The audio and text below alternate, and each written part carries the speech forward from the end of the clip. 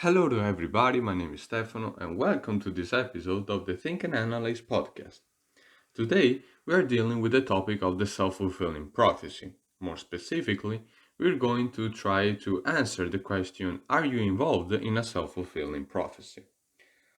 Before we begin, I want to point out that the inspiration for this episode partially came from the reading of a book I've already mentioned in another episode, which is Pragmatics of Human Communication. I say partially because the reading of the book helped me to express into words thoughts I had already made in the past. And the part I found the most helpful was the one in which the authors used the term self fulfilling prophecy. I truly find that it does sort of summarize at best what I'm about to talk to you right now. Okay, so I want to start to explain this in a specific order, which simulates how an external observer would discover things when dealing with them for the first time. So the first example is about school, and I guess it will sound familiar to many of you. In many classes, if not all, there is always a student who doesn't get along with the teacher. And there are some common statements you often hear in these situations. On one hand, the student claims the teacher scolds him too much. On the other hand, the teacher claims the student is too frequently distracted.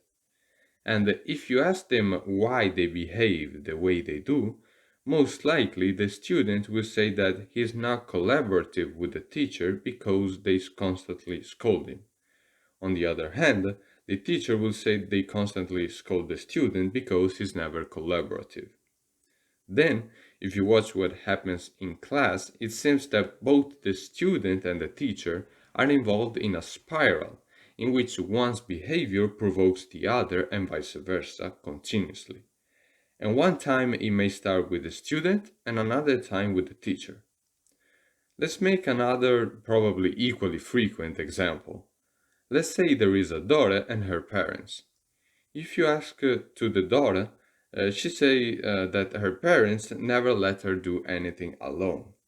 If you talk to the parents on the other end, they say their daughter always does things without their consent. Then, if you ask the daughter, she'll tell you that she always does things secretly because they always control her. On the flip side, if you ask the parents, they'll tell you that they always control her because she always does things secretly. And again, just like before, if you look at what actually happens, you see that one time it begins with the daughter, like sneaking out the house, for example, and another with the parents who forbid her to go out. But the point is that each party's behavior is provoked by the other. Now, in the book, I find that the following phrase explains at best the concept of self fulfilling prophecy, and I'm quoting the exact same words. It is behavior that brings about in others the reaction to which the behavior will be an appropriate reaction.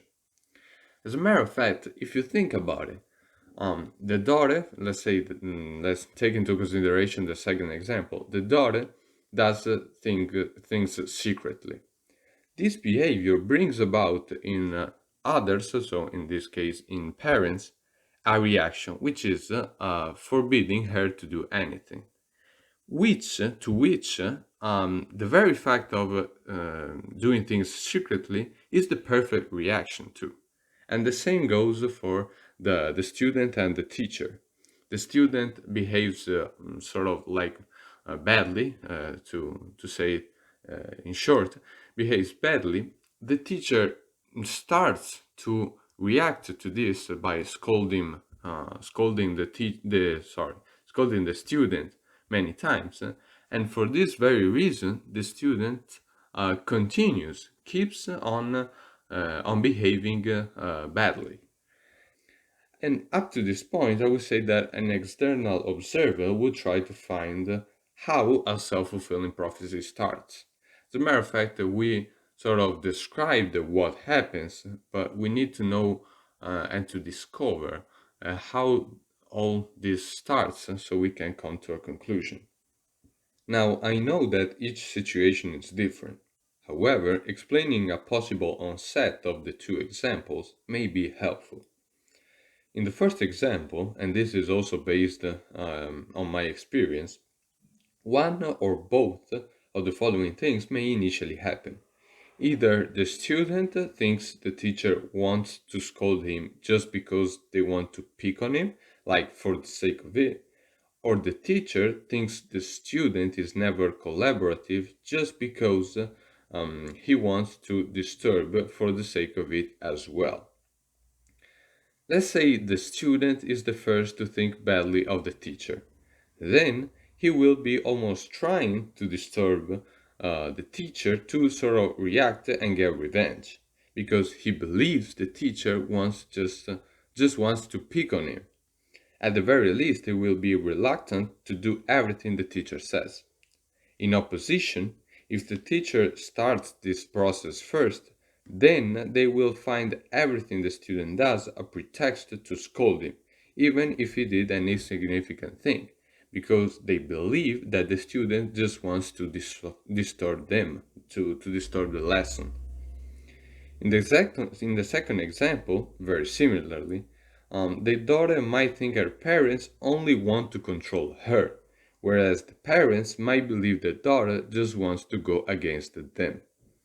Therefore, if the daughter is the first to think what I just said, she'll start to do things covertly on purpose because she believes her parents just want to control her excessively.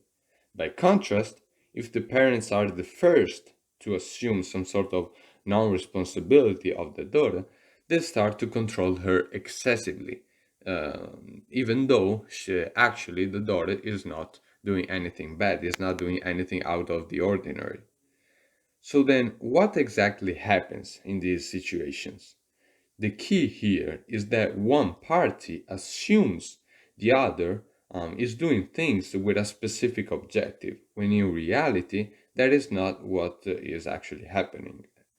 More specifically, they do that because the behavior they are reacting to is ambiguous, and for whatever reason, they choose to believe the negative possibility. So again, this is how things start, I would say. This how you would describe how this whole mechanism starts.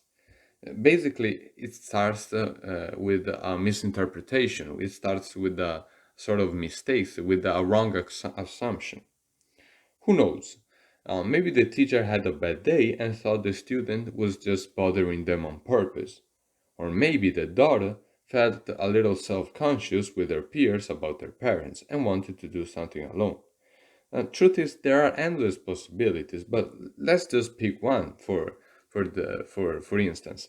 If the teacher had a bad day and thought the student was just bothering them on purpose, then what will happen? They will scold the student more aggressively, perhaps.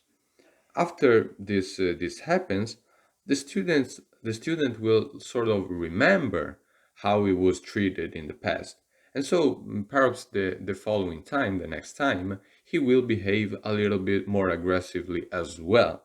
And this is all like little steps in the beginning, little gradual steps, which lead to the very self-fulfilling prophecy itself, the very situation itself we just talked about. And by the way, these assumptions, which one party assumes, may even be unconscious, and I actually found they are many times. As a matter of fact, when talking with people involved in an argument, I've noticed that they justify their actions simply by telling what the other person has done. Thus, they are implying that the other person's behavior is negative without explicitly and consciously saying it. So I believe this mechanism sort of operates unconsciously. They are not aware of this. Now, I don't have that much experience myself, I'm aware of this, but I've never actually come across someone who is conscious of this sort of mechanism. And I believe that's because when you know it, you actually tend not to be involved in that kind of arguments which only arise from misinterpretations. So finally, how do you avoid or resolve at the very least these situations? Well, you've simply got to break the loop, because you're involved in a situation where everything you do is misinterpreted by the other person, simply because they believe something wrong. So you can't actually do the exact same thing and hope things will change. You've got to break the loop. And either you have to ask yourself or the person you're talking with, depending on who is actually involved with this interpretation, things like, but are you actually sure he meant to annoy you? Or are you actually sure this interpretation is correct?